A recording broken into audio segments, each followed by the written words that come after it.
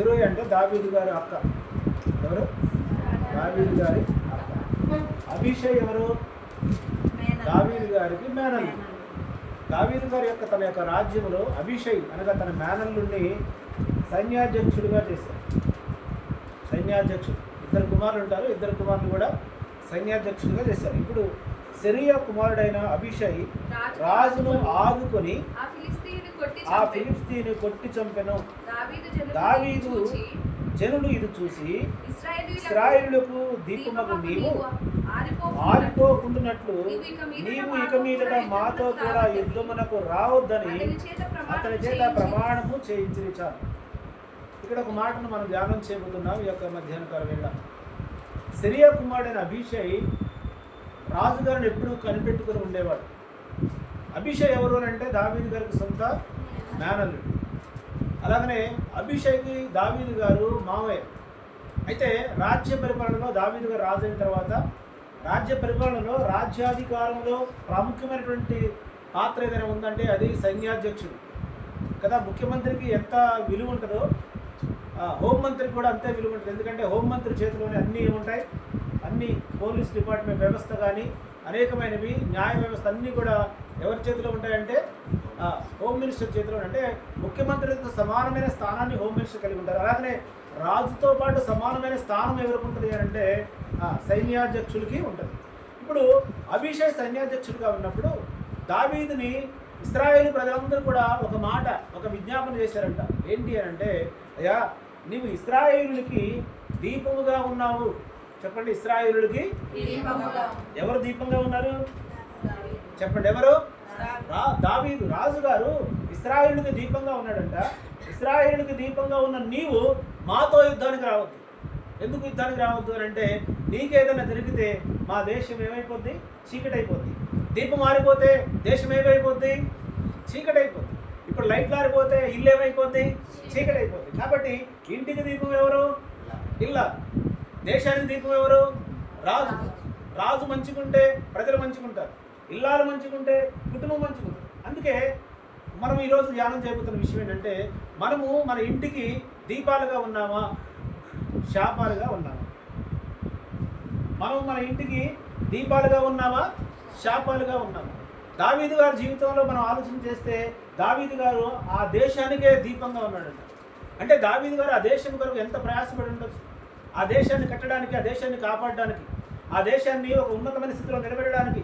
ఇప్పటికీ కూడా ఇశ్రాయేలు దేశము ఒక ఉన్నతమైన స్థితిలో ఉంది అని అంటే దానికి కారణము దావీదు గారు వేసినటువంటి ఫౌండేషనే. రెండవ రాజు దావీదు గారు వేసినటువంటి ఫౌండేషన్, దావీదు గారు వేసినటువంటి ఆ యొక్క యుద్ధ నీతి, ఆ యుద్ధానికి కావాల్సినటువంటి అనేకమైనటువంటి వస్తువులు కావచ్చు, అనేకమైనటువంటి సైన్యం కావచ్చు. ఇశ్రాయేలు దేశానికి తలమానికంగా ఉంది ఏంటంటే, అసలు ఇశ్రాయేలు దేశం ఏ రంగంలో కూడా తక్కువ స్థానంలో లేదు. జనాభా లెక్కల్లో తక్కువే. హైదరాబాద్ జనాభా కంటే ఇంకా తక్కువ జనాభా ఉన్నారు. హైదరాబాద్ జనాభా 1,20,00,000 అయితే ఇశ్రాయేల్ జనాభా కేవలం 90 లక్షలు మాత్రమే. అంటే హైదరాబాద్ జనాభా కంటే ఇశ్రాయేల్ జనాభా ఎంత తక్కువ ఉన్నారు? సుమారు 40 లక్షలు, 30 లక్షలు తక్కువ ఉన్నారు. అయినప్పటికీ కూడా యుద్ధంలో వాళ్లే ప్రథమ స్థానం, వ్యవసాయ రంగంలో వాళ్లే ప్రథమ స్థానం, వైద్య రంగంలో వాళ్లే ప్రథమ స్థానం. వైద్య రంగంలో ఎందుకు ప్రథమ స్థానం అంటే, ప్రపంచం అంతా కోవిడ్తో అల్లాడిపోతున్నప్పుడు మొట్టమొదటి కోవిడ్ వ్యాక్సిన్ కనుగొన్నది ఎవరు? ఇజ్రాయెల్ శాస్త్రవేత్తలే. ఇజ్రాయెల్ శాస్త్రవేత్త. అందుకే ఇజ్రాయెల్ రంగాన్ని, ఏ రంగాన్ని తీసుకున్నా కానీ ఇజ్రాయెల్ అగ్రగామిగా ఉంటుంది, ప్రపంచానికి తలమానికంగా ఉంటుంది. ఎలా సాధ్యం అంటే, దావీదు గారు, దేవుని యందు విశ్వాసం ఉంచిన దావీదు గారు, దేవుని యొక్క భయభక్తులు కలిగిన దావీదు గారు ఆ దేశానికి వేసినటువంటి ఫౌండేషన్. అంతకు ముందు రాజుగా ఎవరున్నారు? సౌలు రాజుగా ఉన్నారు. సౌలు రాజు దేవుని యొక్క ఆజ్ఞను అతిక్రమించి ఆయన దేశానికి శాపంగా మారితే, దేవుని యొక్క ఆజ్ఞను పాటించి దేవుని యొక్క ప్రేమను పొందుకొని దేవుని ఉన్నత శిఖరాంతంలో కూర్చోబెట్టిన దావీదు గారు ఆ దేశానికి దీపంగా ఉన్నాడంట. ఆ ప్రజలందరూ దావీదు గారిని విజ్ఞప్తి చేస్తున్నారంట. ఏమని? అయ్యా నువ్వు యుద్ధానికి రావద్దు. ఎందుకు అని అంటే, నీకేదైనా జరిగితే, నువ్వు ఒకవేళ చనిపోతే మా దేశం చీకటి అయిపోద్ది, మా దీపం ఆరిపోద్ది, కాబట్టి నువ్వు యుద్ధానికి రావద్దు అని వేడుకున్నట్లుగా మనం చూస్తాం. ఈరోజు మనం ధ్యానం చేయబోతున్నాం. మన యొక్క ఆత్మీయ జీవితాలు ఒకసారి మనం పరిశీలన చేసుకుంటాం. మన యొక్క విశ్వాస జీవితాలను ఒకసారి మనం పరిశీలన చేసుకుంటే, మనము మన కుటుంబాలకు కావచ్చు, మన సంఘాలకు కావచ్చు, మనం ఉద్యోగం చేస్తున్న ప్రాంతాల్లో కావచ్చు, మనం నిలబడి ఉన్నటువంటి స్థితిగతుల్లో కావచ్చు, మనం ఎలా ఉన్నాం మన కుటుంబాలకి, మనం ఎలా ఉన్నాం మన కంపెనీస్కి, మనం ఎలా ఉన్నాం మన బంధువులకి, మనం ఎలా ఉన్నాం, మనం ఏ స్థితిలో ఉన్నా సరే, ఒక ఉద్యోగస్తుడిగా ఉంటే నీ కంపెనీలో నీ పాత్ర వెలుగుగా ఉన్నావా, దీపంగా ఉన్నావా, శాపంగా ఉన్నావా? ఒకవేళ కుటుంబంలో ప్రధాన వ్యక్తివి నువ్వు అయితే నీవు నీ కుటుంబానికి శాపంగా ఉన్నావా, వెలుగుగా ఉన్నావా, దీపంగా ఉన్నావా అనేది మన యొక్క ఆత్మీయ జీవితంలో మనం ఆలోచన చేసుకోవాలి. ఒకవేళ మనం వ్యాపార రంగంలో ఉంటే ఆ వ్యాపార రంగంలో మనమే ప్రథమ స్థానంలో ఉన్నట్లయితే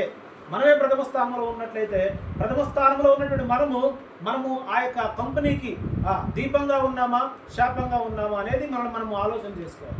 దావీదు గారు అయితే ఆ యొక్క ఇశ్రాయేలు దేశానికి దీపంగా ఉన్నాడంట. ఆ దీపం ఆరిపోకుండా ఉండాలని అక్కడ ఉన్న ప్రజలందరూ కూడా విజ్ఞాపన చేశారంట దావీదు గారిని, యుద్ధానికి రావద్దు అని. ఇంకా అనేకమైన సత్యం మనం ధ్యానం చేయబోతుంటున్నాం. 119వ కీర్తన 5వ వచనం మనందరికీ తెలిసినటువంటి నీ వాక్యము నా పాదములకు దీపము, నా త్రోవకు వెలుగై. అంటే దాని అర్థం ఏంటి అంటే దావీదు గారు ఆ వాక్యాన్నే దీపంగా పెట్టుకున్నాడు. దీపం ఆరిపేసేయండి మీరు ఇప్పుడు. ప్రకాష్ గారు మీ దీపం ఆరిపోయండి, సెల్ ఫోన్లో ఉన్న దీపం ఆరిపోయండి. ఇందాక కరెంటు పోయినప్పుడు వెలిగించిందంటే ఇంతవరకు ఆపట్లేదు. చాలా మెరుగు కలిగినటువంటి ప్రకాష్ గారు దీపం ఆరిపోకుండా ఉండాలని సెల్ ఫోన్లో టార్చ్ లైట్ ఆన్లో పెట్టుకున్నారు. చాలా సంతోషం. అయితే వాక్యము ఎప్పుడైనా సరే మన జీవితాలకి, మన కుటుంబాలకు ఎలా ఉండాలంట? దీపంగా ఉండాలి. దీపం వెలిగించిన తర్వాత ఆ దీపంలో నడిచేటప్పుడు కావచ్చు, ఆ దీపం ఏం చేస్తుంది? మనకి త్రోవ కలుగు చేస్తుంది, మనకి వెలుగునిస్తుంది. ఆ దీపం ఏం చేస్తుంది మనకి అంటే LAMP ల్యాంప్. ల్యాంప్ అంటే ఏంటి? LIGHT లైట్ అంటే ఏంటి? LAMP ల్యాంప్ అంటే ఏంటి చెప్పండి? ల్యాంప్ అంటే చిన్న దీపం, లైట్ అంటే పెద్ద వెలుగు కదా. వెలుగుకి ల్యాంప్కి అలాంటి తేడాలు ఉంటాయి. పెద్ద లైట్, ఫోకస్ లైట్ ఉన్నప్పుడు దాన్ని ఇంకా ఫ్లడ్ లైట్స్ అంటారు కదా. అయితే లైట్ అంటేనేమో వెలుగు, ల్యాంప్ అంటే ఒక చిన్న దీపం, ఒక చిన్న కొద్ది ప్రాంతాన్ని కవర్ చేసేటువంటి ఒక చిన్న దీపం. ఇప్పుడు ల్యాంప్ LAMP. L అంటే లీడ్. L అంటే ఏంటి? లీడ్. దీపం ఏం చేస్తుందంటే మనిషిని గుంతలో పడిపోకుండా, ముండ్ల తుప్పల్లోకి వెళ్లకుండా, రాళ్ల గుట్టల్లోకి వెళ్లకుండా దీపం మన పాదములకు వెలుగునిస్తుంది. హల్లెలూయా. దీపం మన పాదాలకు వెలుగుకరంగా ఉన్నప్పుడు మనం తొట్టిల్లి పడిపోవడానికి అవకాశం ఉండదు. దీపం నేను ఏం చేయాలంటే లీడ్ చేయాలి. దీపం నేను ఏం చేయాలా? నడిపించాలి. ఎక్కడ నడిపించాలా? సన్మార్గంలో నడిపించాలా దీపం. దీపం ఎక్కడ నడిపించాలా? చక్కని త్రోవలను నడిపించాలి. దీపము నీ పాదములకు రాయి తగలకుండా నిన్ను ఒక మంచి మార్గంలో నడిపించాలా దీపం. అందుకే ఎల్లలో లీడ్ తీసుకున్నారు. ఆ లీడ్ అంటే ఏంటంటే నువ్వు అనేకుల్ని నడిపించేవాడు. నువ్వే ఒక నాయకుడిగా ఉండాలి. లీడర్ ఉంది. లీడ్లో ఏముంది? లీడర్ ఉంది. అంటే లీడర్ ఎవరు లీడరు? ఎవరైతే అనేక మంది ఒక సమూహాన్ని ఒక మంచి మార్గంలో నడిపిస్తారో వాడు లీడర్స్. ఈ లీడర్స్ ఏం చేస్తారంటే కొంతమంది సమూహాన్ని అయితే మంచి మార్గంలో నడిపిస్తారు, లేదా చెడ్డ మార్గంలో నడిపిస్తారు. వీళ్ళిద్దరు కూడా లీడర్సే. చెడ్డ మార్గం నడిపించేవాడు లీడరే, మంచి మార్గం నడిపించేవాడు కూడా లీడరే. కానీ వాళ్ళు చేసిన పనులను బట్టి వారు పేరు ప్రఖ్యాతులు సంపాదిస్తారు. జాగ్రత్తగా ఆలోచన చేద్దాం. ఈ యొక్క మధ్యాహ్నకాల సమయంలో నీవే నీ ఇంటికి లీడ్ చేసేవాడు అయితే, నీవే నీ ఇంటికి లీడర్ అయితే, నీవే నీ ఇంటికి ల్యాంప్ అయితే ఆ ఇంటిని నువ్వు ఏ రూట్లో నడిపిస్తున్నావు? ఏ మార్గంలోనూ నడిపిస్తున్నావు? భక్తి మార్గంలోనా, లోక మార్గంలోనా? ఏ మార్గం నడిపిస్తున్నావు? జ్ఞాన మార్గంలోనా, అజ్ఞాన మార్గంలోనా? జ్ఞానాన్ని గురించి ఆలోచన చేస్తే ఈరోజు ఉదయకాల వేళ అరిస్టాటిల్ గురించి నేను చదివాను. అరిస్టాటిల్ గురించి చదివినప్పుడు ఆయన ఎప్పుడు ఎక్కడ ఒక పుస్తకం రాలేదు, కానీ ఆయన గురించి చెప్పినటువంటి జ్ఞానవంతులు ఎవరు ఉండరంట. గ్రీకు తత్వవేత్తల్లో ఆయన అరిస్టాటిల్ మాట ఒక స్టేట్మెంట్ ఇచ్చాడు. అరిస్టాటిల్ గారు చనిపోతూ ఒక స్టేట్మెంట్ ఇచ్చాడు. ఏంటి ఆయన ఇచ్చిన స్టేట్మెంట్ అంటే, నేను జ్ఞానం బోధించడానికి నేను రాలేదు, కానీ జ్ఞానం కోసం ఆలోచించమని చెప్తున్నాను అని చెప్పాడంట.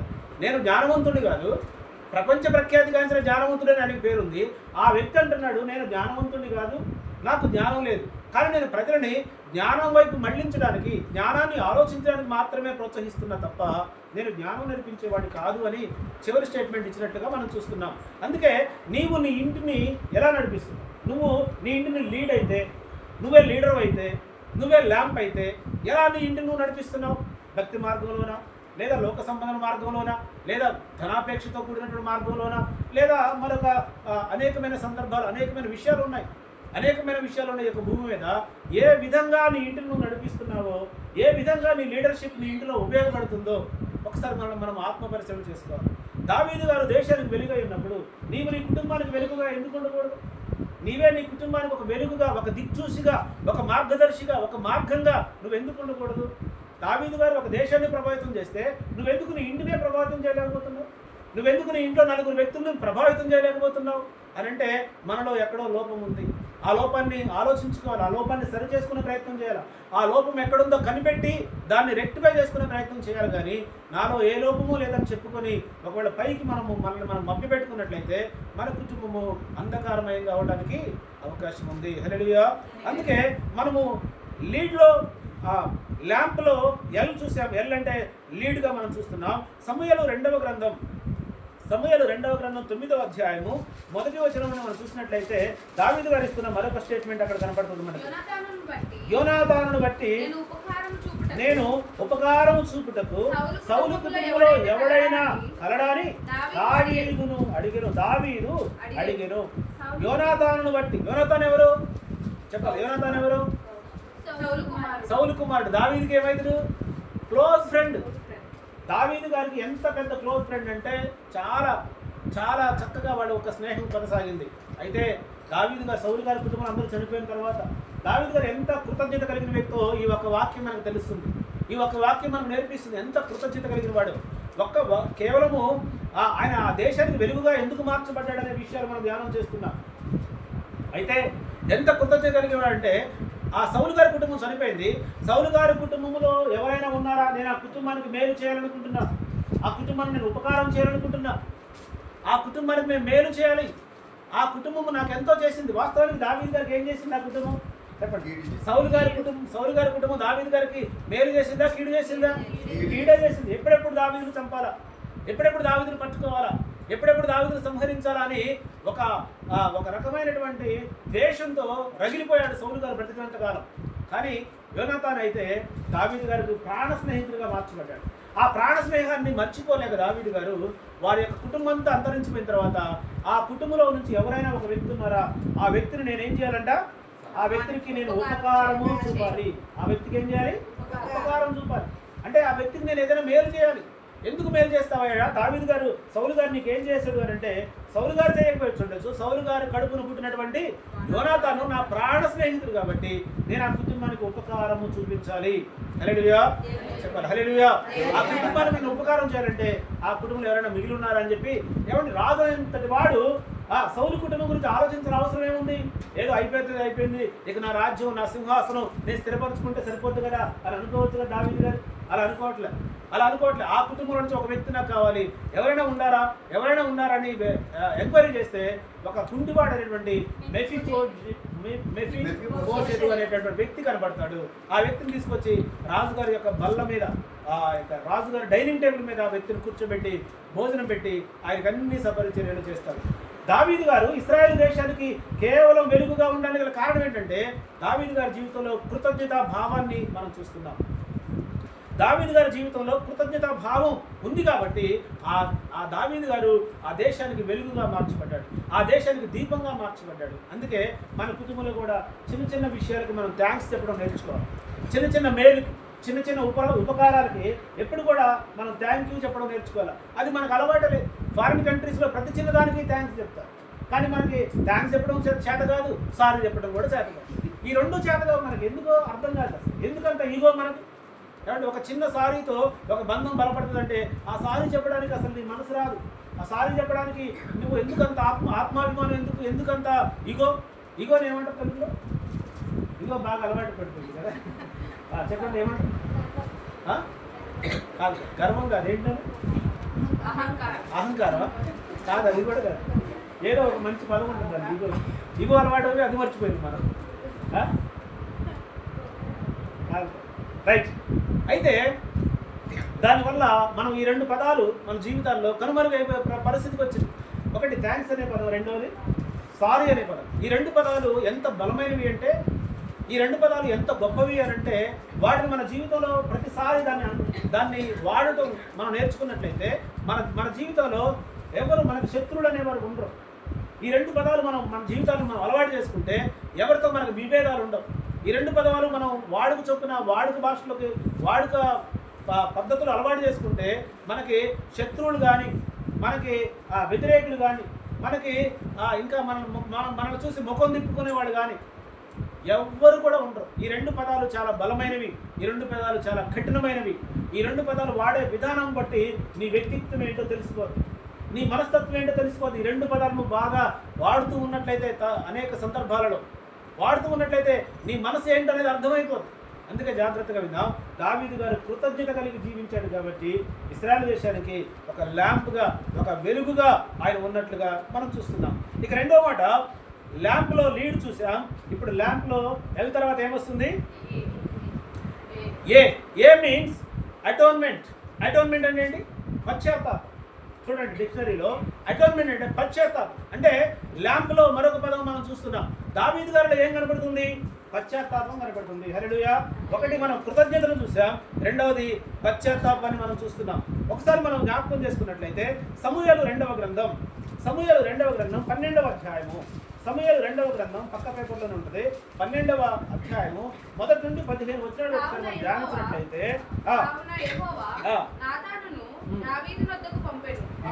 పరిహరించను చాలండి. ఇక్కడ మనం ఒక కథను మనం చూస్తున్నాం. ఎవరు ఈయన అంటే నాతాను ప్రవక్త దావీదు గారి దగ్గరికి వచ్చారు. ఎప్పుడు వచ్చారు నాతాను ప్రవక్త దావీదు గారి దగ్గరికి? అంటే దావీదు గారు బత్షెబా అనేటువంటి ఒక స్త్రీని చెరపట్టి ఆమెతో పాపం చేసిన తర్వాత దేవుని యొక్క ఆత్మ చేత ప్రేరేపించబడినటువంటి నాతాను ప్రవక్త ఎక్కడికి వచ్చాడు? దావీదు గారు వచ్చి, దావీదు గారు రాజుగారు కాబట్టి డైరెక్ట్గా నువ్వు పాపం చేసావని చెప్తే చంపేస్తాడని భయంతో ఏమని చెప్తున్నాడు? అయితే నేను ఒక కథ చెప్తా దావీదు గారు అని చెప్పాను. సరే చెప్పమన్నాడు. చెప్పమంటే ఆయన చెప్పడం ప్రారంభించాడు. ఏమని చెప్తున్నాడు అంటే, ఒక యజమానుడు, ఒక ధనవంతుడు ఉన్నాడు. ఆ ధనవంతుడికి 100 గొర్రెలు ఉన్నాయి. మరి ఆయన ఇంటి పక్కనే ఒక పేదవాడు ఉన్నాడు. ఆ పేదవాడికి ఒక్కటే గొర్రె ఉంది. వినండి జాగ్రత్తగా. ఆ ధనవంతుడికి 100 గొర్రెలు ఉన్నాయి, ఆ పేదవానికి ఒకటే గొర్రె పిల్ల ఉంది. ఈ ఒక్క గొర్రె పిల్లని మా ఇంట్లో కుక్క పిల్లలు పెంచినట్లుగా తనతోనే పండుకోబెట్టుకొని సొంత కొడుకు వలె, సొంత కుమార్తె వలె ఆ గొర్రె పిల్లని పెంచుకుంటూ ఉన్నాడంట పేదవాడు. ఆ పేదవాడికి మరొక లోకం లేదు. గొర్రె పిల్లకి గోరుముద్దలు తినిపిస్తుండంట, గొర్రె పిల్లకి మంచిగా స్నానం చేపిస్తుండు, పక్కలో పడుకోబెట్టుకుంటుండు, తనతో పాటు భోజనం పెడుతుంటుండు. చాలా అల్లారు ముద్దుగా గొర్రె పిల్లని పెంచుకుంటూ ఉన్నాడు. ఒకే ఒక గొర్రె పిల్ల ఉన్న పేదవాడు. అయితే ధనవంతుడింటికి ఒకరోజు ఎవరు వచ్చారు? ఒక దూరస్తుడు వచ్చాడు, అంటే ఒక బంధువు వచ్చాడు. ధనవంతుడి ఇంటికి ఎవరు వచ్చారు? బంధువు వచ్చాడు. మార్గస్థుడు ఒకడు వచ్చాడు, అంటే బంధువు వచ్చాడు. కాబట్టి ఈ బంధువుకి విందు చేయాలనుకున్నాడు ఎవరు? ధనవంతుడు. అనుకొని ఏం చేశాడు అని అంటే, ఆ గొర్రె పిల్లని వధించాలని ధనవంతుడు ఆలోచన చేసి 100 గొర్రెలు ఉన్నాయి కానీ ఒక్క గొర్రె పిల్లని కూడా వధించడానికి ఇష్టపడకుండా అటు ఇటు చూస్తుంటే ఎవరు కనిపించారు? పక్కనే పేదవాడి ఇంట్లో ఉన్నటువంటి గొర్రె పిల్ల కనపడింది. ఒకే ఒక గొర్రె పిల్లని తెప్పించేశాడు. ధనవంతుడు కాబట్టి మంది మార్బలం అంగు ఆర్భాటం ఉంటుంది కాబట్టి తెచ్చేసేయండి రా అని చెప్పాడు. తీసుకొచ్చి దాన్ని వధించి విందు చేశాడు అని చెప్పిన వెంటనే దావీదు గారికి చాలా కోపం వచ్చింది. ప్రవక్త అయిన యోతాను గారు దావీదు గారికి చెప్పారు ఈ స్టోరీ. చెప్పిన వెంటనే దావీదు గారికి ఎంత కోపం వచ్చిందంటే అక్కడ అంటున్నాడు యెహోవా జీవముతోడు నిశ్చయముగా ఈ కార్యము చేసిన వాడు మరణమునకు పాత్రుడు అన్నాడు. వాడు చావాల్సిందే. 100 గొర్రెలు పెట్టుకొని వాడు గొర్రెల్లో ఒక గొర్రె పిల్లని ముట్టకుండా పక్కనే వాడు గొర్రె పిల్లని ముడతాడా? వాడు చావాల్సిందే అని చెప్పిన వెంటనే అప్పుడు నాతాను ప్రవక్త అంటున్నటువంటి మాట, ఆయన అంటాడు, వాడు కనికరము లేని ఈ కార్యము చేసిన కనుక ఆ గొర్రె పిల్లకు ప్రతిగా 4 గొర్రె పిల్లలు ఇవ్వలను నాతానుతో అనెను. నాతాను దావీదును చూసి ఆ మనుషుడవు నువ్వే చెప్పాడు. ఈ కథ అంతా చెప్పిన తర్వాత దావీదు గారికి కోపం వచ్చేసింది. కోపంలో నాతాను అంటున్నాడు, ఆ మనిషి ఎవరో కాదయ్యా, అన్యాయం చేసిన వాడు ఎవరో కాదు, ఆ మనిషి నీవే అన్నాడు. నీవే అనగానే దావీదు గారికి ఒక్కసారి గుండె పగిలిపోయినంత పని అయిపోయి ఏమైంది అని అంటే, అవును దావీదు, నువ్వు ఒక రాజువి, ఎంతోమంది భార్యలను దేవుడు నీకు ఇచ్చాడు, ఎంతోమంది ఉపపత్తులను దేవుడు నీకు ఇచ్చాడు, ఇంతమంది భార్యలను ఇంతమంది ఉపపత్తులను ఉండగా నీకు కొదువే లేనటువంటి పరిస్థితులు నీవు ఉండగా నువ్వేం చేసావంటే నీ సైన్యంలో ఒక వ్యక్తి భార్యను నీవు వివాహం చేసుకున్నావు. ఇది ఎంత అన్యాయం. ఒక్కగానొక్క భార్య అతనికి ఉంది, నీకు ఎంతోమంది భార్యలు ఉన్నారు, మరి నువ్వెందుకు ఈ పని చేశావు? అయితే ఆ పని చేసింది నువ్వే అని దాతాను ఎప్పుడైతే దావీదుతో చెప్పాడో దావీదు వెంటనే అంటున్న మాట ఏంటి తెలుసా? నేను పాపము చేసి తిని. చెప్పండి ఒకసారి, నేను పాపము చేసి తిని. ఎవరైనా ఒప్పుకుంటారా? ఎవరైనా చెప్పినప్పుడు నేను పాపం చేసా పాస్టర్ గారు, నా తప్పు అయిపోయింది అనేవాళ్ళు ఎవరు ఉన్నారా? ఆ మాట అనడానికి ఎంత కష్టపడాల్సి వస్తుందో తెలుసా, ఎన్ని రకాలుగా చెప్పాల్సి వస్తుందో తెలుసా. ఎవరు కూడా పాపాన్ని ఒప్పుకోవట్లేదు, ఎవరు కూడా చేసిన తప్పును అంగీకరించట్లే. ఎందుకు అని అంటే ఆ చేసిన తప్పుని కప్పిపుచ్చే ప్రయత్నం చేస్తాం తప్ప ఏదో జరిగిందేదో జరిగిపోయిందండి అని ఒప్పుకోవడానికి ఎవ్వరు ముందుకు రారు. ఎందుకు అని అంటే అహం అడ్డం వస్తుంది. ఈగో ఈగో అడ్డం వస్తుంది. ఈగో అంటే ఏంటి? అహం. అహం అడ్డం వస్తుంది. ఈ అహం వల్ల ఏం చేస్తామంటే పాపాన్ని దాచుకోవడానికి ఒక అబద్ధానికి మరొక అబద్ధం, ఒక అబద్ధానికి మరొక అబద్ధం జోడిస్తాం తప్ప మనం దాన్ని ఏం చేయం, ఒప్పుకోము. కానీ దావీదు గారు ఏం చేశాడంటే ఒప్పుకోకుండా కప్పుకోకుండా దాన్ని ఒప్పుకున్నాడు. ఒప్పుకొని ఏం చేశాడంటే నాతాను ప్రవక్త, రాజు స్థానంలో ఉన్నటువంటి వ్యక్తి అవసరమైతే నాతానుని చంపగలడు, నాతాను శిక్షించగలడు. రాజు అంతటి వాడిని నా దగ్గరికే వచ్చి నువ్వు ఇంత చెప్తావా అని చెప్పేసి శిక్షించగలడు. కానీ దావీదులో దేవుని భయం ఉంది కాబట్టి ఆయన చేశారంటే వెంటనే చెప్పాడు, పశ్చాత్తాపడి ఇదిగో నేను పాపము చేసి తిని, నేను పాపము చేసి తినని చెప్పిన వెంటనే నాతాను అంటున్నాడు మాట తెలుసా, ఇదిగో నీవు చావకుండునట్లు యెహోవా నీ పాపమును పరిహరించును. అంటే ఒప్పుకున్న వెంటనే దేవుడు క్షమించేశాడంట. చేసిన పాపాన్ని ఒప్పుకున్న వెంటనే దేవుడు క్షమించేశాడు. దేవుడు పాపాన్ని క్షమించేసి ఇగో దావీదుకి అవకాశాన్ని ఇచ్చాడు. జాగ్రత్తగా మనం ఆలోచిస్తాం. ఇగో ఈయన కేవలము ల్యాంప్ అవడానికి ఎన్నో కారణాలు మనం చూస్తున్నాం. ఇశ్రాయేలు దేశానికి ల్యాంప్ అవడానికి, ఇశ్రాయేలు దేశానికి మార్గదర్శిగా అవడానికి, ఇశ్రాయేలు దేశానికి ఒక దిక్చూసిగా దావీదు గారు మిగలడానికి దావీదు గారిలో ఒకటి కృతజ్ఞతాభావం చూసాం, రెండవది ఏం చూస్తున్నాం, పశ్చాత్తాపాన్ని చూస్తున్నాం. పశ్చాత్తాప అనుభవం దావీదు గారిలో ఉంది. ఇదిగో నువ్వు తప్పు చేసావు దావీదు అని చెప్పిన వెంటనే అవును నేను పాపం చేశా అని నాతాను ప్రవక్త అన్నట్లుగా మనం చూస్తున్నాం. జాగ్రత్తగా విన్నాం. నాతాను ప్రవక్త కేవలం ప్రవక్త మాత్రమే మిగిలిపోలేదు. దావీదు గారికి 4 కుమారులు పుడితే, హెబ్రోన్లో 4 కుమారులు పుడితే, బత్షెబా గారికి 4 కుమారులు పుడితే ఆ 4 కుమారులు ఒక కుమారునికి నాతాను అని పెట్టుకున్నాడు దావీదు గారు. ఎందుకు పెట్టుకున్నాడు తెలుసా నాతాను అని? ఎందుకంటే నాతాను గారి ద్వారా నా పాపం ఏంటో నేను తెలుసుకున్నాను, నాతాను హెచ్చరించడం ద్వారా నా స్థితిగతిని నేను మార్చేసుకున్నా, దాని ద్వారా దేవునికి ఇష్టానుసరమైన వ్యక్తిగా మార్చబడ్డాని కృతజ్ఞతగా నాతాను అని తన కుమారుడికి పెట్టుకున్నట్లుగా మనం చూస్తున్నాం. జాగ్రత్తగా మనం ఆలోచించేద్దాం. ఈ రాత్రి మనం ఎలా ఉన్నాం? మన కుటుంబంలో వెలుగుగా ఉంటే పశ్చాత్తాప అనుభవాలు మనలో ఉన్నాయా? తప్పును ఒప్పుకునే అనుభవాలు మనలో ఉన్నాయా? తప్పును ఒప్పుకోకుండా కప్పుకుంటే ఏమైందంటే కుటుంబాలు నాశనం అయిపోతాయి. తప్పును ఒప్పుకోకుండా కప్పుకునే ప్రయత్నం చేస్తే కుటుంబం చిన్నాభిన్నమైపోద్ది. అలా కుటుంబంలో ఒక వ్యక్తి చేసిన తప్పును బట్టి ఆ కుటుంబాన్ని మొత్తాన్ని రాళ్లతో కొట్టి చంపిపడేశారు. ఎవరైనా చెప్పాలి ఎవరు? ఆ కుటుంబంలో ఆ ఒక్క వ్యక్తి చేసిన తప్పును బట్టి ఆ కుటుంబంలందరినీ కూడా తీసుకొని వచ్చి రాళ్లతో కొట్టి చంపేసి వాళ్ళని అగ్ని చేత కాల్చిపడేశారు. ఎవరైనా ఆకాను. చెప్పండి ఎవరైనా? ఆకాను. చూద్దాం 7వ అధ్యాయం మొదటి వచనం. 7వ అధ్యాయము శపితమైన దాని విషయంలో ఇశ్రాయేలులు తిరుగుబాటు చేసిరి. ఎట్లనగా యూదాగోత్రములో జరహు ముని మనవడును, జబ్ది మనవడును, కర్మి కుమారుడునైన ఆకాను శపితము చేయబడిన దానిలో కొంత తీసుకొనెను. గనుక యెహోవా ఇశ్రాయేలుల మీద కోపించెను.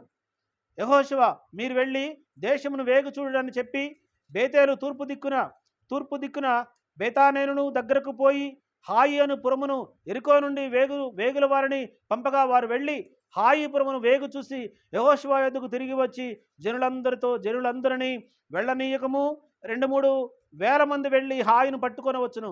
జనులందరూ ప్రయాసపడి అక్కడికి వెళ్ళనేలా హాయి వారు కొద్దిగానున్నారు కదా అని హాయి దేశం మీదకి యుద్ధానికి వెళ్ళాలనుకున్నప్పుడు యెహోషువ ముందు ఏం చేశారంటే వేగుల వారిని అనగా గూఢాచారులను పంపించాడు. ఎందుకు పంపించాడంటే ఆ దేశం యొక్క ఎత్తుగడలేంటి, ఆ దేశం యొక్క బలమేంటి, ఆ దేశము ఏ స్థితిలో ఉంది అని తెలుసుకోవడానికి ముందుగా వేగుల వారిని పంపిస్తే ఈ వేగుల వారు వెళ్ళి వచ్చి ఇన్ఫర్మేషన్ ఇచ్చాడు, రిపోర్ట్ ఇచ్చారు. ఎవరికి? యెహోషువకి రిపోర్ట్ ఇచ్చారు. ఏమని ఇచ్చారు? అయ్యా మన సైన్యం అంతా పోవాల్సిన అవసరం లేదు, హాయి చాలా చిన్న పట్టణము, చాలా చిన్న దేశము, కాబట్టి 2-3 వేల మంది వెళితే సరిపోతుంది, అందరూ వద్దని రిపోర్ట్ ఇచ్చారు. అయితే అదే రీతిగా 2-3 వేల మంది వెళ్ళి హాయి దేశం మీదకి యుద్ధానికి వెళ్ళారు. యుద్ధానికి వెళితే ఏం జరిగింది చెప్పాలి. యుద్ధానికి వెళితే ఏం జరిగింది? ఆ యుద్ధంలో ఓడిపోయారు. ఎన్నో యుద్ధాలు గెలిచిన ఇశ్రాయేలులకి ఒక చిన్న దేశం మీద యుద్ధం ఓడిపోయినప్పుడు వాళ్ళందరూ చాలా సిగ్గుతో తల వంచుకున్నారు. ఏంటి కారణం అనంటే యుద్ధానికి వెళ్ళినటువంటి వీళ్ళల్లా ఒకానొకడు ఉన్నాడు. ఆయన ఎవరు? ఆకాను. ఆయన ఏం చేశాడంటే ఆ దేశంలో శవితమైన దాంట్లో నుంచి ఒక దొంగతనం చేశాడు. ఒకటి షినారు వస్త్రము, రెండవది బంగారు కమ్మి. ఇవి దొంగతనం చేసి తీసుకొని వచ్చి తన గుడారంలో పెట్టుకున్నాడు. దేవుడు యెహోవా ఆ దొంగతనం చేసిన దాన్ని బట్టి వారందరినీ శపించేశాడు. శపించేసి వాళ్ళ యుద్ధంలో ఓడిపెట్టేట్లుగా చేశాడు. యుద్ధం యొక్క ఓటమికి కారణం ఏంటి అని దేవుని దగ్గర విచారణ చేస్తే, శపితమైన వస్తువును మీరు దొంగిలించారు, శపితమైనది మీ ఇంట్లో ఉంది, శపించబడింది మీ ఒంట్లో ఉంది, ఆ శపించబడింది మీ ఇంట్లో ఉన్నంతకాలం మీకు ఆశీర్వాదము రాదు. శపించబడింది నీ ఒంట్లో ఉన్నంతకాలం నీవు దీవించబడవు. కాబట్టి శపితమైనది తీసేయండి అని చెప్పి దేవుడు ఆజ్ఞాపించాడు. దేవుడు ఆజ్ఞాపిస్తే వీళ్ళందరూ ఎవరు దొంగిలించారని ఆలోచన చేస్తూ చిట్టీలు వేయడం ప్రారంభించారు. చిట్టీలు వేయడం ప్రారంభిస్తే ఏం జరుగుతుంది? ఒక్కొక్కసారి చిట్టి ఎవరి పేరు మీద వస్తుంది చూడండి. అదే 7వ అధ్యాయంలో 10వ వచనం చూడండి. 10వ వచనం, యెహోవా యెహోషువతో ఇట్లనెను, లెమ్ము, నీవేలా ఇక్కడ ముఖము నేల మోపుకుందువు? ఇశ్రాయేలులు పాపము చేసి ఉన్నారు, నేను వారితో చేసిన నిబంధనలు వారు మీరి ఉన్నారు. శపితమైన దారిని కొంత తీసుకొని దొంగిలి బొంకి తమ సామానులో దానిని ఉంచుకున్నారు. ఏమండి, శపితమైన దాంట్లో నుంచి తీసుకొని దొంగిలించారంట. దొంగిలించడమే కాకుండా ఏం చేశారంట? ఏం చేశారు? దొంగిలించడమే కాకుండా ఏం చేశారు? బొంకిరి. అంటే ఏంటి దాని అర్థం? బొంకడం అంటే ఏంటి? నిజంగా నేను చేయలేదు, అసలు నేను తీయలేదండి. ఎవరు చెప్పారు నీకు? నువ్వు చూసావా? నీకు ఎవరు చెప్పారు? నేను తీయలే. బొంకటం అనమాట. అంటే అబద్ధం వేరు, బొంకటం వేరు. బొంకటం అంటే పదే పదే దాని గురించి మాట్లాడడం. అబద్ధం అంటే ఒకసారి చెప్పి తప్పించుకోవడం. బొంకటం అంటే ఇంకా వాళ్ళు నమ్మేంత వరకు వాళ్ళని నమ్మించే ప్రయత్నం చేయడమే బొంకటం. వీళ్ళు ఇశ్రాయేలులు బొంకారంట. బొంకిన తర్వాత ఇప్పుడు దేవుడు ఏమంటున్నాడంటే, బొంకిరి కాబట్టి ఇశ్రాయేలులు శాపగ్రస్తులై తమ శత్రువుల ఎదుట నిలవలేక తమ శత్రువుల ఎదుట వెనుకకు తిరిగి శాపగ్రస్తులైన వారు మీ మధ్య ఉండకుండా మీరు వారిని నిర్మూలము చేసితేనే తప్ప నేను మీకు తోడై ఉండను. చూసారా ప్రకాష్ గారు? మన ఇంట్లో శపించబడింది ఏదైనా ఉంటే మనకు విజయం రాదు. మన కుటుంబంలో ఏదైనా శాపగ్రస్తమైనది ఉంటే మన కుటుంబాలు ఆశీర్వదించబడవు. మన కుటుంబాలలో శాపగ్రస్తమైనది ఉండడానికి వీల్లేదు, శపించబడింది ఉండడానికి వీల్లేదు, దొంగిలించిన సొమ్ము ఉండడానికి వీల్లేదు, అన్యాయంగా సంపాదించిన ఉండడానికి వీల్లేదు. అలా ఉంటే మన కుటుంబాలు ఎప్పటికీ కూడా ఆశీర్వాదకరమైన కుటుంబాలుగా ఉండవు. అవేవి లేకుండా మనం చాలా జాగ్రత్త పడాలి. అవేవి లేకుండా మనం చాలా జాగ్రత్తగా మన కుటుంబాలను మనం దిద్దుకోవాలి. ఎందుకంటే మన కుటుంబానికి మనమే ల్యాంప్, మన కుటుంబానికి మనమే లీడర్, మన కుటుంబానికి మనమే లీడ్ చేసేది. కాబట్టి మనము చాలా జాగ్రత్తగా మన కుటుంబాలను మనం కట్టుకోవాలి. కుటుంబ యజమానుడు జాగ్రత్తగా పిల్లల్ని మానిటర్ చేస్తూ ఉండాలి. కుటుంబ యజమానుడు మంచివాడైతే, కుటుంబ యజమానురాలు మంచిగా చక్కగా దేవుని యొక్క భయభక్తులు కలిగిన వారే ఉంటే, ఒక మంచి ప్రార్థనా పరులైన కుటుంబ యజమానుడు ఉంటే పిల్లలు కూడా ప్రార్థనా పరులవుతారు. పిల్లలు కూడా దేవుని యందు భయభక్తులు కలిగిన వారే ఉంటారు. అందుకే శపించబడింది నీ ఇంట్లో ఉంది కాబట్టి, శపించబడింది నీ గుడారంలో ఉంది కాబట్టి ఇశ్రాయేలులు శాపం మూట కట్టుకున్నారు. కాబట్టి వాళ్ళ యుద్ధంలో గెలవరు. అక్కడ దావీదేమో చేసిన తప్పుని నాతాను ప్రవక్త హెచ్చరించిన వెంటనే, అవును నేను పాపం చేస్తుంది అన్నాడు. వెంటనే కనుకరించబడ్డాడు. వెంటనే పాపం నుండి విడుదల పొందాడు. ఆయన వెంటనే పశ్చాత్తపడ్డాడు. వెంటనే దేవుని చేత కనుకరించబడ్డాడు. కానీ ఇక్కడ ఆకాను దొరకట్లే. ఎవరు పాపం చేశారు అడుగుతున్నాడు. ఎవరు? యెహోషువ అడుగుతున్నాడు. దేవుడు హెచ్చరిస్తున్నాడు. కానీ ఆకాను మాత్రం నోరిప్పట్లేదండి. గుడారంలో దాన్ని దాచిపెట్టుకున్నాడు. గుడారంలో గుంత తవ్వి గుంతలో దాచిపెట్టేశాడు. అంటే గుడారంలో ఎవరుంటారు? పిల్లలు ఉంటారు, తల్లిదండ్రులు ఉంటారు, ఇంకా కుటుంబంలో సభ్యులు ఉంటారు. అంటే గుంత తవ్వుతున్నప్పుడు కుటుంబ సభ్యులందరికీ తెలుసో తెలియదా? తెలుసు. కుటుంబ సభ్యుల సహకారంతో ఇతను దాచిపెట్టాడు. కుటుంబ సభ్యులు నోరెప్పట్లేదు, ఆకాను నోరిప్పట్లేదు, ఆకాను కుమారులు నోరిప్పట్లేదు. దొరికిందేదో దొరికింది, దొంగిలించేసినాం, విలువైన వస్తువులు మనం దాచిపెట్టుకున్నాం. కానీ చూద్దాం ఏం జరుగుతుందో చూద్దామని సైలెంట్గా ఉన్నారు. దేవుడు అంత ఈజీగా ఇడిచిపెట్టేవాడా? కాడు. మాటికి హెచ్చరిస్తున్నాడు.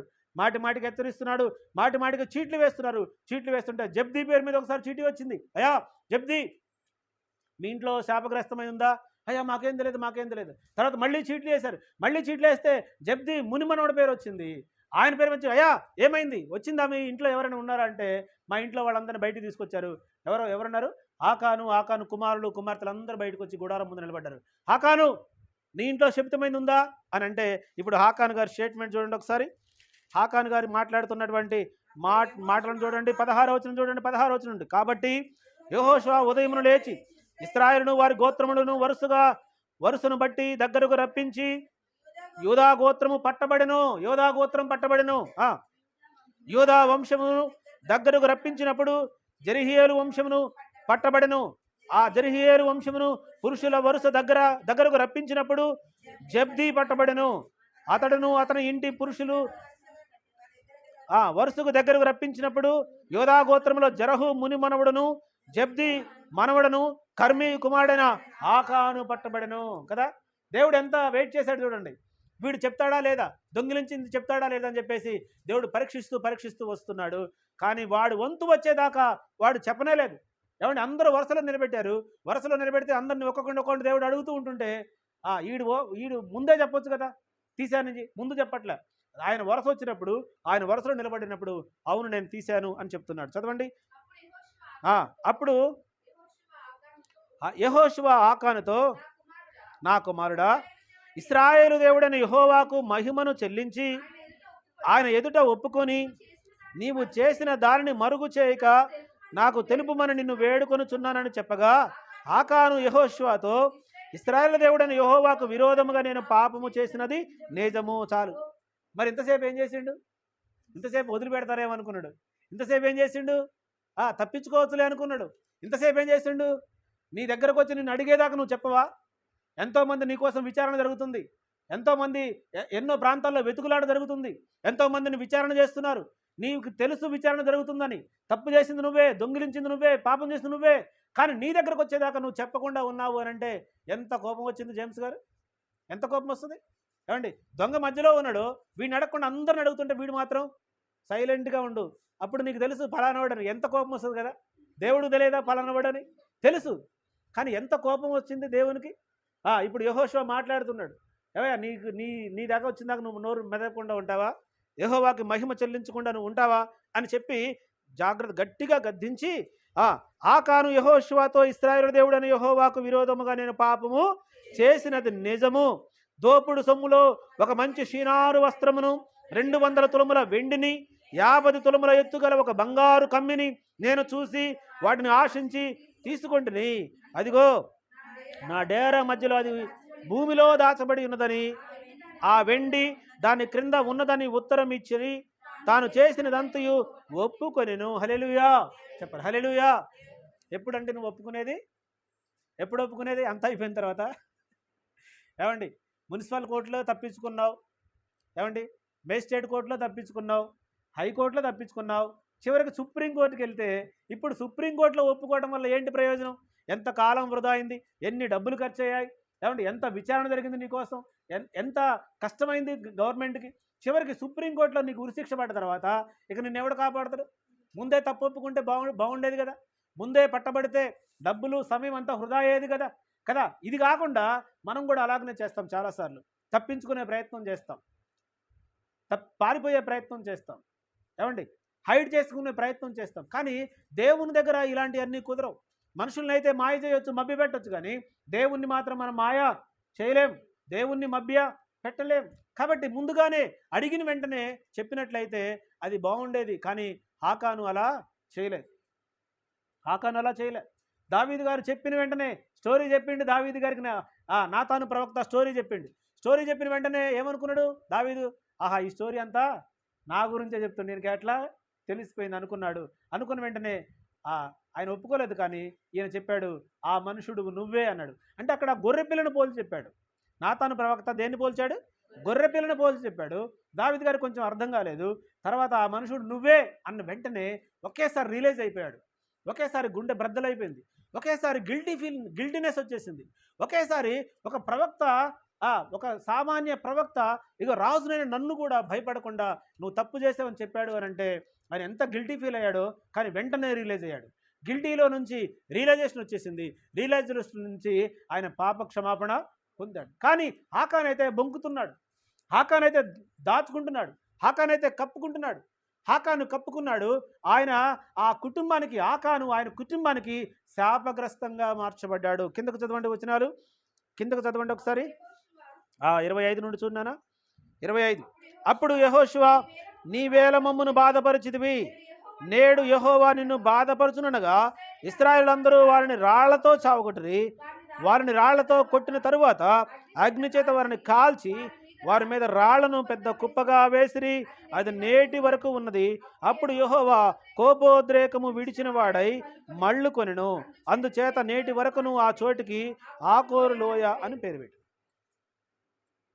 ఆకాను ఒకే ఒక వ్యక్తి చేసిన తప్పును బట్టి ఆ కుటుంబం అంతా కూడా చంపివేయబడింది.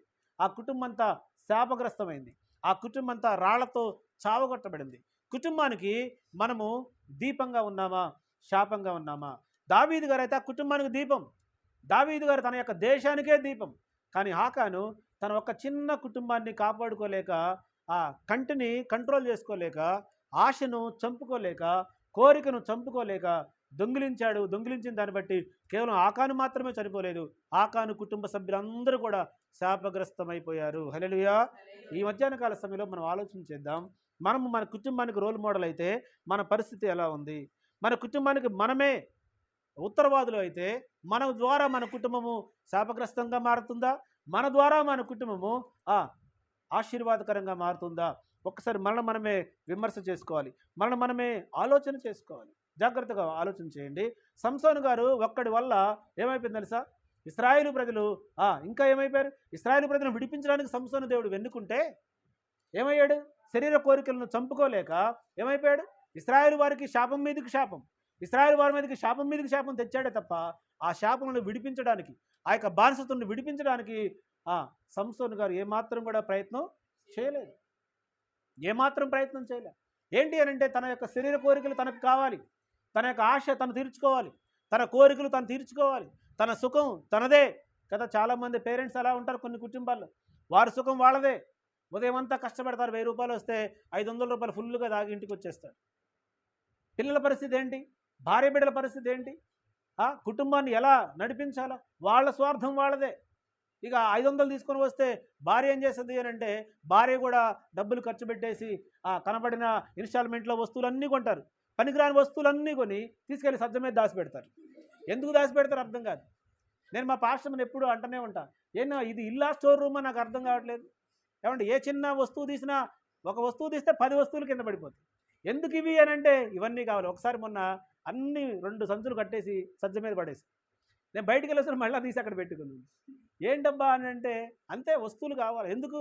ఇన్స్టాల్మెంట్లో వస్తువులు కొనేవాళ్ళు ఉన్నారు, అప్పు చేసి వస్తువులు కొనేవాళ్ళు ఉన్నారు కదా, చేబదులు తీసుకొని వస్తువులు కొనేవాళ్ళు ఉన్నారు. ఎందుకు? అనవసరమైనవి అన్నీ కొని ఏం చేస్తారంటే పిల్లల యొక్క భవిష్యత్తు కోసం డబ్బులు దాయకుండా, పిల్లల యొక్క భవిష్యత్తును దృష్టిలో పెట్టుకొని వాళ్ళు డబ్బులు సంపాదించకుండా అనవసరమైన వాటిని కొని ఇబ్బందులు పాలవుతారు కదా. కుటుంబంలో వ్యక్తులు స్వార్థపరులుగా ఉండడానికి వీల్లేదు. కుటుంబంలో వ్యక్తులు త్యాగపూరితమైన మనసు కలిగిన వారే ఉండాలి తప్ప స్వార్థపూరితంగా ఎప్పుడు ఎవరు ఆలోచించడానికి వీల్లేదు.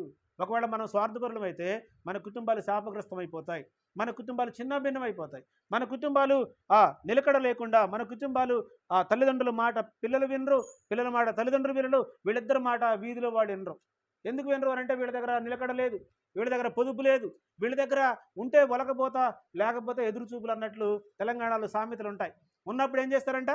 ఒలకపోసేసుకుంటారు. ఆ రోజే ఫ్యామిలీ ప్యాక్, ఆ రోజే డబ్బులున్న రోజే, జీతం వచ్చిన రోజే కదా, డబ్బులున్న రోజే ఒకేసారి ఫ్యామిలీ ప్యాక్, చికెన్ 65లు, బర్గర్లు, పిజ్జాలు ఒకటే రోజు. తెల్లారు ఇంకేముండదు. ఇక 2 రోజుల తర్వాత మళ్ళీ పప్పన్నం, ఇక ఆళ్ళెళ్ళి ముందు. అది కాదు సంసారం చేసే విధానం, అది కాదు సంసారం లక్షణాలు. అవి కానే కావు అసలు.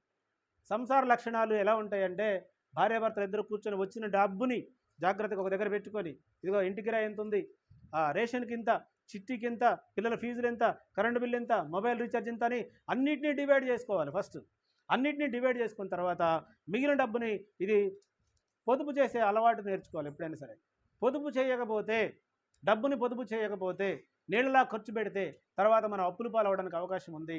అప్పులైన తర్వాత తిప్పలు పడాల్సిన పరిస్థితి వస్తుంది. అప్పులైన వాడు తిప్పలు పడక తప్పదు, ఖచ్చితంగా తిప్పలు పడాల్సిందే నాకులాగా.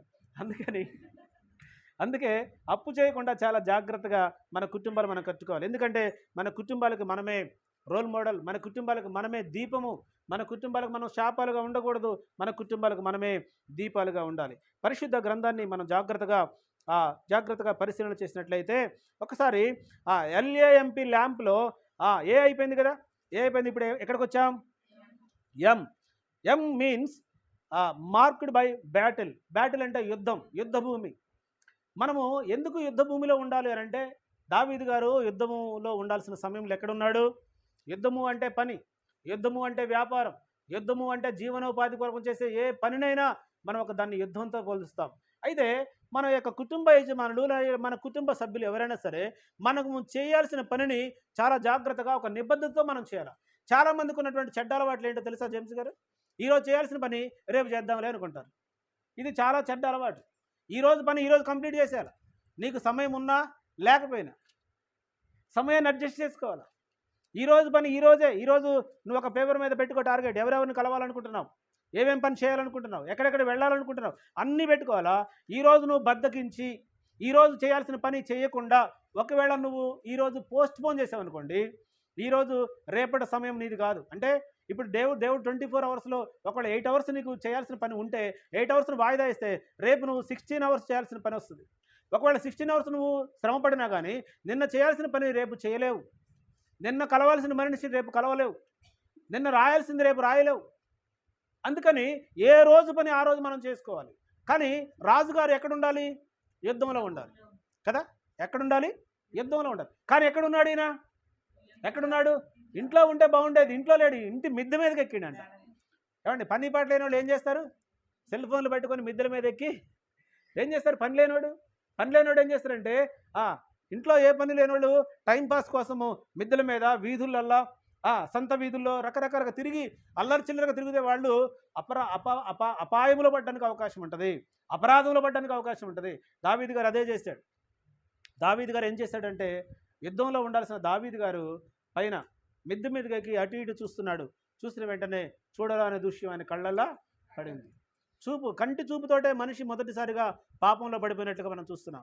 అవ్వ ఆ తోటలో పాపం అటు ఇటు తిరుగుతూ ఒక రమ్యమైనటువంటి ఒక మంచి చెట్టు దగ్గర ఒక మంచి పండు నిగనిగలాడుతుంటుంటే ఆ పండును చూసింది. ఆ పండు దగ్గరికి వెళ్ళగానే ఎవరు మాట్లాడారు? అపవాది మాట్లాడింది. ఆ కంటి చూపుని ఆమె నిగ్రహించుకున్నట్లయితే అసలు ఆ చెట్టుతో నీకేం పని? దేవుడు ముందే చెప్పాడు ఆ చెట్టు దగ్గర నీకు పోవద్దు, ఆ చెట్టు పండు నువ్వు తినొద్దు, అది నీకు మంచిది కాదు. దేవుడు ముందే చెప్పాడు. చెప్పిన తర్వాత కూడా నువ్వేదో చూద్దామని అంటే కన్ను నిన్ను ఆకర్షించింది, కన్ను నిన్ను అక్కడికి వెళ్ళేలాగా ప్రేరేపించింది. అంటే దాన్ని నువ్వు అణుచుకోలేకపోయావు, కను దృష్టిని నువ్వు కంట్రోల్ చేసుకోలేకపోయావు కాబట్టి అక్కడికి వెళ్ళావు. వెళ్ళిన వెంటనే అది తినాలనిపించింది, తిన్న వెంటనే పాపంలో పడిపోయావు. శాపగ్రస్తులుగా మార్చబడ్డారు. మొట్టమొదటి మానవులే శాపగ్రస్తులు అయిపోయారు. ఏదేను వనంలో నుంచి బయటికి గంటి వేయబడ్డారు. బయటికి వెళ్ళిన తర్వాత భూమి అంతా వారి కోసము శపించబడింది. వాళ్ళు కష్టపడి సంపాదించుకొని తినాల్సిన పరిస్థితి ఎదురైంది. ఏంటి కారణం ఇదనంటే కంటి చూపు. జాగ్రత్తగా విందాం. దావీదు గారు యుద్ధంలో బ్యాటిల్ ఫీల్డ్లో ఉండాల్సిన మనము, యుద్ధరంగంలో ఉండాల్సిన మనము, ఉద్యోగంలో యుద్ధరంగమే, వ్యాపారంలో యుద్ధరంగమే, ప్రయాణంలో యుద్ధరంగమే, కుటుంబంలో ఉంటే వంట చేసే పని యుద్ధరంగమే కదా. రాజమ్మ గారు ఎప్పుడు నేను రోజు 20 మందికి చేయాలి పాస్టర్ గారు, నాకు అసలు ఏడ తిరిగిద్ది, నాకు ఏడ కుదిరిద్ది అంటారు. అవును కదా. ఉదయం ఒకసారి వచ్చి చూడండి, ఇక్కడ కూరగాయలు కట్ చేసి ఉంటాయి, అక్కడ టమాటాలు కట్ చేసి ఉంటాయి, వంటింటికి ఇక్కడ తిరుగుతూ ఉంటారు. అది ఒక యుద్ధ రంగం. ఆ పని అయ్యేదాకా ఆ కాన్సెప్ట్, ఆ మైండ్ అంతా కూడా దాని మీద పెట్టి చేసేది ఏదైతే ఉందో అదే నీ యొక్క బ్యాటిల్ ఫీల్డ్, అదే నీ యొక్క యుద్ధ రంగం. ఆ యుద్ధ రంగంలో నువ్వు ఖచ్చితంగా ఒక నిబద్ధత కలిగిన వ్యక్తిగా ఉండాలి. ఉద్యోగానికి వెళ్ళి ఆదమరిచి కూర్చుంటే ఎలా ఉంటుంది నీ పరిస్థితి?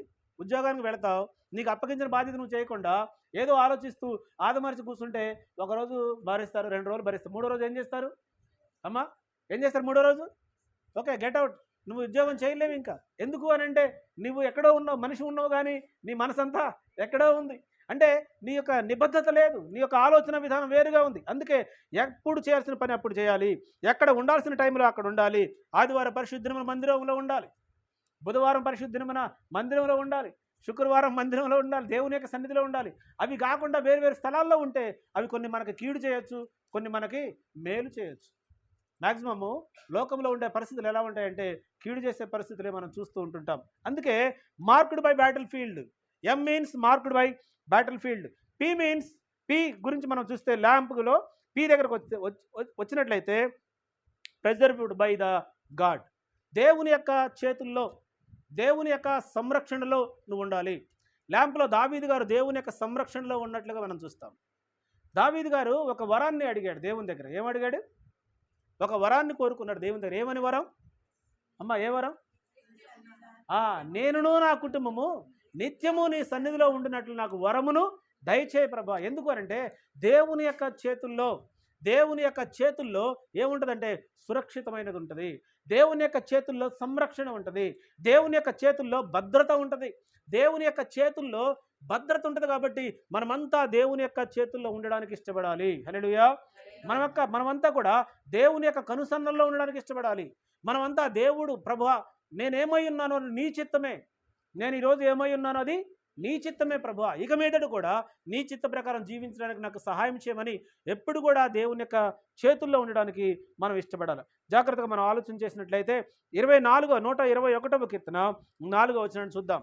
121వ కీర్తన 4వ వచనం. ఇశ్రాయేలును కాపాడువాడు కొనుకడు నిద్రపోడు. హల్లెలూయా. యెహోవాయే నిన్ను కాపాడువాడు. ఇశ్రాయేలును కాపాడే దేవుడే నిన్ను కాపాడే దేవుడు. ఇశ్రాయేలును రక్షించే దేవుడే నిన్ను రక్షించే దేవుడు. ఇశ్రాయేలును కాపాడే దేవుడే నిన్ను కాపాడేవాడు అయినప్పుడు నీవు దేవుని చేతుల్లో కాకుండా మరి ఎవరి చేతుల్లో ఉండాలని ఇష్టపడుతున్నావు? ల్యాంప్లో ప్రిజర్వ్ బై ద గాడ్ అంటే దేవుని యొక్క చేతుల్లో, దేవుని యొక్క హస్తాలలో, దేవుని యొక్క సంరక్షణలో ఉండాల్సిన నీవు ఎక్కడుంటున్నావు? హిరోషిమా నాగసాకి మీద అణుబాంబు పడింది. ఎప్పుడు పడింది? 1947లో పడింది. అయితే ఆ పడేటప్పుడు ఇంగ్లాండ్ను పరిపాలిస్తున్నటువంటి ప్రపంచాన్ని పరిపాలిస్తుంది ఎవరు అని అంటే ఇంగ్లాండ్ దేశం. మనం కూడా ఎవరిని వెళ్ళగొట్టాము ఎక్కడి నుంచి?